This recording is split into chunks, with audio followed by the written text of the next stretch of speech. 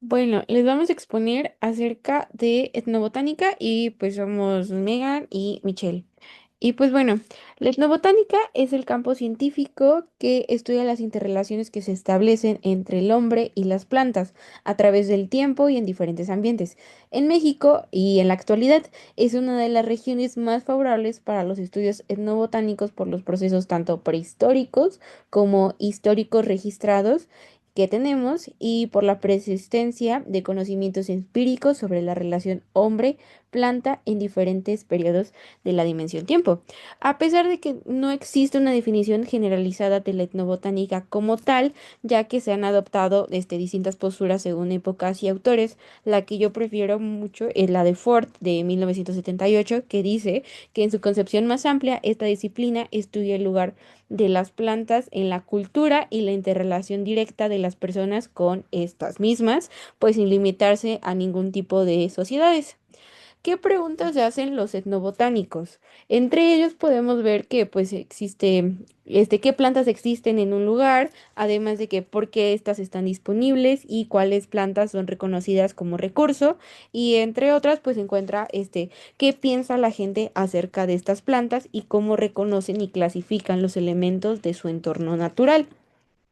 Pues bueno. Y ahora sí, para hablar un poco de su historia, tenemos que recalcar que el estudio del conocimiento vegetal ha existido pues desde la Edad Antigua, ¿no? Una prueba de ello es el papiro de Evers, que data del año 1550 a.C. Este es un antiguo manuscrito egipcio que como tal documenta toda una colección de recetas médicas en las cuales se utilizaban plantas que resultaban útiles en su vida, ¿no? Y otro documento importante es De Materia Médica, que es una obra escrita por un médico griego, el cual describe cientos de plantas y sus usos medicinales. Este texto como tal es muy importante porque se convirtió en la referencia número uno de la medicina y de la farmacología europea por más de 1500 años. Entonces también posterior a esto tenemos pues toda una era de exploración global de naturalistas europeos que buscan una diversidad botánica en todo el mundo. Entonces, uno de ellos es Humboldt. Él buscó en el Nuevo Mundo, bueno, el llamado Nuevo Mundo. Él no solo recolectó y catalogó múltiples especies, sino que también documentó las interacciones de las poblaciones locales con esta flora. Pero bueno, sin embargo, hablando de botánica, etnobotánica como disciplina científica, el término fue acuñado por Heschenberg. Es un botánico que utilizó el término en 1896. Él trataba de describir el estudio de las plantas utilizadas por pueblos primitivos o aborígenes. Claro que pues la terminología es un poco ambigua para nuestras épocas actuales, pero fue un paso muy importante en la disciplina. Y ahora sí, hablando en términos un poco más actuales, está Richard Evans Schultes, quien dedicó décadas a la investigación en la Amazonía y él documentó el uso de miles de plantas por parte de las comunidades indígenas y él tuvo un énfasis particular en las plantas psicoactivas y medicinales. No. La manera en que se ha desarrollado la etnobotánica en México está evidentemente ligada pues a la historia del país y a sus propias tradiciones culturales.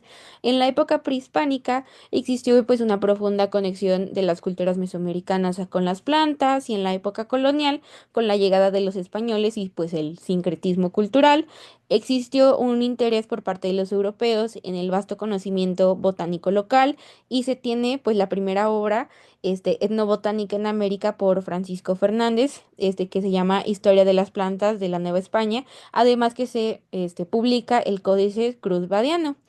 Tanto en el siglo XIX como el XX se desarrolla la botánica como una disciplina formal y se tiene un énfasis en la documentación de usos y nombres locales. Ahí está.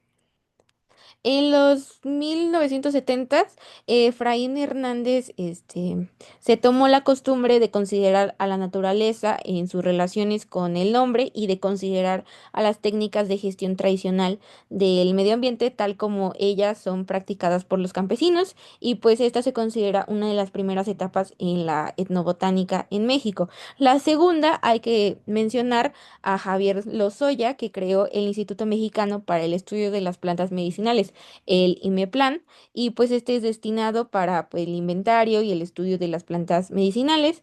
Además que se creó la Sociedad Mexicana Etnobiológica y pues a partir de esta fecha se ha incrementado las investigaciones de campo. En la actualidad se ha institucionalizado la etnobotánica en universidades y centros de investigación como lo son la UNAM, el IPN, Chapingo y pues otras. Ahora sí, la etnobotánica mexicana está preocupada sobre los beneficios prácticos de sus investigaciones y es una de las mayores preocupaciones entre los estudiantes e investigadores, que las informaciones colectadas entre los campesinos vuelvan a estos en una forma susceptible de ayudarlos en su vida cotidiana. Esta temática se ha visto en la actualidad respecto a las investigaciones. Y bueno, cabe aclarar que la etnobotánica como tal es una disciplina que tiene muchas temáticas y dentro de ellas podemos encontrar pues las plantas alimenticias, las plantas medicinales, otras que son plantas que fungen como materiales, plantas lúdicas, plantas ornamentales e incluso plantas rituales. Y para empezar, hablando un poquito sobre las plantas alimentarias, pues como su nombre los dice, son plantas que fungen como alimento, que es parte de nuestra dieta omnívora. Entonces, debido a nuestra relación con ellas, es que los seres humanos se han dedicado a observar y comprender los ciclos de vida de estas plantas, permitiendo desarrollar procesos como la agricultura o la domesticación. Entonces, para ello se han desarrollado distintos sistemas productivos, como lo son las chinampas o las milpas, en donde es representativo el cultivo de la triada mesoamericana. Esta incluye el maíz, el frijol y el chile. Aquí podemos ver una imagen en la que está una persona colectando quelites junto a una planta de amaranto. Esta es una ilustración del código florentino. Entonces, para clasificar estas plantas alimenticias, se puede separar por partes de la planta, o sea, raíces, que incluye la zanahoria, la yuca, el nabo, tallos como las papas o los nopales, frutos como la calabaza, semillas como el frijol, la lenteja o el cacahuate, y por último, pues hojas y flores, como lo serían los quelites. O también pueden ser clasificadas por tipos de alimento, como por ejemplo los cereales, que incluyen plantas de la familia de las poáceas, como el arroz, el maíz, la avena o el trigo. Frutas, como por ejemplo la calabaza. Los condimentos podrían ser pues la pimienta y la canela. Y hortalizas o verduras, como la zanahoria o el brócoli. Bueno, el concepto de plantas lúdicas se refiere en sí a aquellas especies vegetales utilizadas en juegos tradicionales, actividades recreativas e interacciones informales pues entre los niños y la naturaleza. Los estudios en endobotánica lúdica a menudo ponen de manifiesto las fascinantes propiedades naturales de las plantas que pues estimulan la imaginación y el juego infantil. La transmisión de este conocimiento sobre el uso lúdico de estas plantas se produce tanto a través de canales tanto explícitos como implícitos. Muchas de estas actividades son inicialmente pues propiciadas por los mismos padres, lo que sugiere pues una enseñanza intergeneracional directa y pero bueno, también los niños pueden descubrir sus usos de forma independiente pues a través de una simple observación, como es el caso de los angelitos, que estos son prolongaciones con pelos que varios de ellos pues piden un deseo al soplarlos al aire o piensan que son brujitas. Para continuar, pues hablamos también de las plantas medicinales, ¿no? Que también pues son plantas que nos han ayudado a curar diferentes enfermedades y afecciones o a tratarlas, ¿no? Sin embargo, pues conocer estas plantas no es suficiente, ya que el modo de empleo pues va a ser diferente según cada caso, ¿no? Por ejemplo, están las plantas de consumo directo, que son como el epazote, que se consume para desparasitar. También se pueden consumir a través de tés, como infusiones, como el de la manzanilla, que calma la ansiedad y el insomnio y demás, o a través de decocciones, como el copalchi, que se usa para, bueno, se usa su corteza para controlar niveles de azúcar en la sangre. También se pueden utilizar como cataplasma, es decir, es una preparación de plantas trituradas o machacadas que se aplican directamente en la piel. Y esto trata afecciones cutáneas como el árnica, que es una de esas, ¿no? También se pueden utilizar a través de evaporaciones, como el eucalipto, que ayuda a descongestionar las vías respiratorias. O igual pueden hacerse baños, como el baño de romero, que promueve la circulación de la sangre, y tónicos, que son como tal extracciones, ya sea en alcohol o en vinagre, como por ejemplo el tónico de jengibre, que aunque no es una planta nativa, también se utiliza con vinagre de manzana para estimular la digestión y como energizante. Aquí del lado izquierdo tenemos pues el libro onceavo de las hierbas medicinales. Este pertenece al Códice Florentino. Y del lado derecho tenemos el Códice de la Cruz Badiano. Ambos son documentos pues importantes y pues se puede encontrar muchos registros de uso de estas plantas medicinales en estos códices. Además de que pues estos códices y todos estos registros nos han ayudado a realizar estudios sobre los compuestos activos de estas plantas. La importancia de las plantas ornamentales va mucho más allá de su mera belleza. Frecuentemente, pues estas plantas poseen una amplia gama de usos culturales, tanto materiales, incluso medicinales, profundamente arraigados en las prácticas tradicionales. En la etnobotánica se explora cómo estas especies no son simplemente elementos decorativos, sino que están activamente integradas en la vida cotidiana, en los rituales y en las prácticas tradicionales pues de diferentes comunidades, reflejando pues una relación holística entre el ser humano y la planta. También están las plantas rituales o sagradas, ¿no? Estas son plantas que han sido veneradas por las culturas debido a que tienen un gran significado cultural. También puede ser espiritual o religioso. Tienen un alto valor, principalmente porque tienen esta conexión con lo divino, con lo trascendental y con el mundo espiritual. Entonces, dentro de esta temática podemos encontrar diferentes plantas que tienen importancia según pues estos significados, ¿no?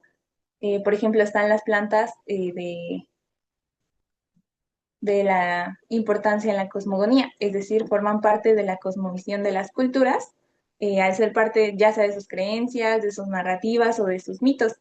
Un ejemplo de ello, pues, es el maíz, ¿no? En la cultura maya, porque es mencionado en el libro del Popol Vuh, que nosotros, los humanos, fuimos creados a partir del maíz.